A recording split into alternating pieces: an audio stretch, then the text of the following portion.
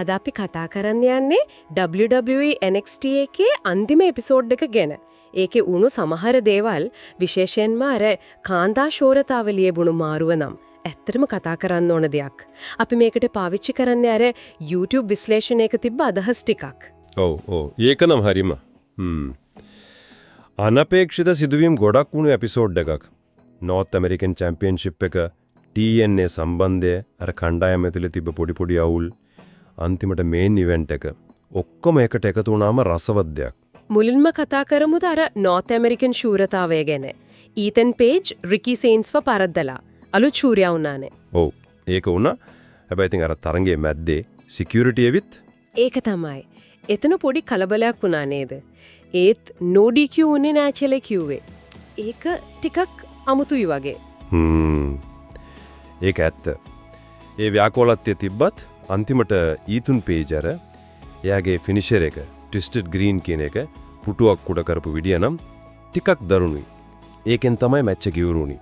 දැන් එතකොට ඒ දිනුවත් එක්කම අර වර්ල්ඩ්ස් කොලයිඩ් එකේ 4-way මැච් එකක් එනවා කියලාත් කිව්වා නේද? ඔව් ඊතන් පේජ්ට ජෙවෝන් එවන්ස් ලරිඩෝ කිඩ් අර රේ ෆිනික්ස් ඒ තුන්දෙනා එක්ක ෆේටල් 4-way එක.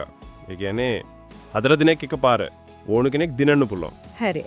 එතකොට අනිත් පැත්තෙන් ටෝනි ඩිආන්ජලෝ සහ ලූකා ක්‍රුසිෆීනෝ ඒ සීන් එක ටිකක් කවුල් වගේ නේද? ඇත්තරම් ලූකා කියන කතාව අර ඇඩ්‍රියානා රිසෝගේ ෆෝන් එක ඔෆ් වුණා කියන එකේ ඉඳන්ම ටෝනිට නම් සකයි වගේ.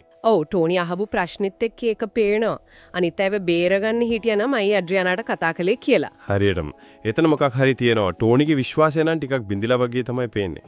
ඒ එක්කම අර TNA සම්බන්ධයත් ආවනේ. මයික් සැන්ටානා ආවා. ඔව්. ටේවියන් හයිට්ස් එක හොඳ මැච් එකක් දීලා දිනුවා. ඊට පස්සේ තමයි අර ට්‍රික් විලියම්ස් කතා කරද්දී ආවේ. ට්‍රික් විලියම්ස් TNA එක ගැන ටිකක් අඩුවෙන් කතා කරද්දී සැන්ටානා TNA එක වෙනුවෙන් පෙනී හිටියා. ඒක හොඳ දෙයක්. TNA කියන්නේත් ලොකු ඉතිහාසයක් තියෙන තැනක් නේ. ඉතින් ඒක නිසා සැන්ටිනෝ මරෙල්ලා ලබන සතියේ NXT එකේදී TNA ටයිටල් එකට මැච් එකක් දැම්මා.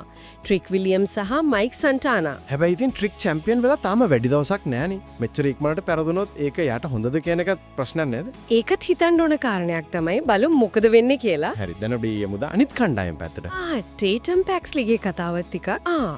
ඔව් ජෙඩ පාක එයාට විරුද්ධව දිනුවේ අර ජීජී ඩෝලන්ගේ බොනික්කව පාවිච්චි කරලා නේද?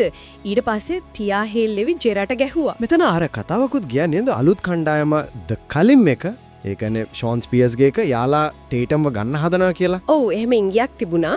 ඒතර විශ්ලේෂකයා නම් කිව්වේ එයා කැමතිලු ටේටම්ගේ දැනට තියෙන අර අමුතු ස්වභාවයට ඒක වෙනස් වෙන්න ඕන නෑ කියලා. අනිත් කණ්ඩායම ගත්තොත් නෝකෝට තෙච් ක්‍රූ එකේ මයිල්ස් බොන් යන්න හදනවා වගේ නේද? ඔව්. එයාට චාලි ඩෙම්සි එක්ක රවුන්ඩ්ස් මැච් එකක් සෙට් වෙලා ඒකට. අර වෙස්ලිගේ කණ්ඩායමටත් නමක් දාලා තිබ්බා. හයි රයිස්. ඉනාමුරා ගන්නත් පොඩි දෙයක් තිබ්බා නේද? ජොෂ් බ්‍රිග්ස් එක්ක. ඉනාබුර ටැග් ටීම් ටයිටල් වලට වඩා ලොකු දෙයක් බලනවා වගේ පේනුනේ. සමහර විට අර ඩස්ටි කප් එක හරි ග්‍රේට් ඇමරිකන් බෑෂ් හරි වගේ දෙයක් වෙන්න ඇති. අලුත් අයත් ආවා. ජෙස්පර් ට්‍රොයි ආපු ගමන් ඔබාෆෙමිගෙන් චැලෙන්ජ් එකක්. චේස් යූ එකේ අයටත් ගැලස් එක්ක මැච් එකක් තියෙනවා ලබන සතියේ. මේ ඔක්කොම අතරේ ලෝලා වයිස් ගිහින් ස්ටෙෆනි වකේගේ ටැග් පාර්ට්නර් වෙන්න ඇහුවා. ඒකත් එහෙම වුණාද? ඔව්. හැබැයි ඉතින් පස්සේ කාලෙක ස්ටෙෆනිට විරුද්ධව හැරෙන්න හොඳට මීඩ තියෙනවා. NXT වල එහෙම වෙනවනේ. හරි. දැන් එමු එපිසෝඩ් එකේ ලොකුම පුදුමයට මේන් ඉවෙන්ට් එක කාන්තා ශූරතාව. අර ෆේටල් ඉන්ෆ්ලුවන්ස් කට්ටිය. එයාලා අතරේ ප්‍රශ්න තිබ්බට අන්තිමට එකට වැඩ කරේ වගේ තමයි හිටියේ.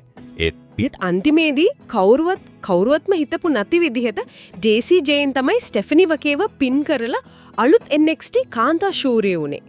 ඒකනම් ඇත්තටම කම්පනයක්. ඒකනේ කවුද හිතුවේම දෙයක් වෙයි කියලා. මෙතන ලොකු ප්‍රශ්නයක් එනවා.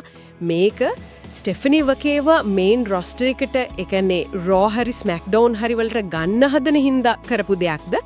නැත්නම් JC ජේන්ව එකපාරටම උඩට ගන්න හදනවද? ඇත්තට මේක ලොකු ප්‍රශ්නාර්ථයක්. අර විශ්ලේෂකයාත් ඒකමයි කියන්නේ. ඒ අවසානයේ නිසාම එයා එපිසෝඩ් එකට 10න් 9ක් දීලා තිබුණා. ඔව්. ඒ කියන්නේ එච්චරමට ඒක බලපෑමක් ඇති කළා. ඒ කියන්නේ මේ මුළු එපිසෝඩ් එකම විශේෂයෙන්ම JC ජේන්ගේ ජයග්‍රහණයත් එක්ක බැලුවම NXT කොයිතරම් අනපේක්ෂිත වෙන්න පුළුවන්ද කියන එක ආයෙත් පෙන්වුවා නේද? හරියටම. ඉතින් අවසාන වශයෙන් හිතන්න දෙයක් තියෙනවා. මේ JC ජේන්ගේ ජයග්‍රහණය අර ෆේටල් ඉන්ෆ්ලුවන්ස් කණ්ඩායමට මොන වගේ බලපෑමක් කරයිද? ඒකත් තියෙනවා. ඒකට NXT කාන්තා අංශයේ සම්පූර්ණ දිශානීතියම මේකෙන් වෙනස් වෙයිද නැත්නම් මේකේ නිකම්ම ඉස්සරහට එන්න තියෙන තව ලොකු වෙනස්කම් ගොඩක පටන් ගැනීමක් විතරද? මේක නම් බණන් ඉන්නම වෙන දෙයක් තමයි.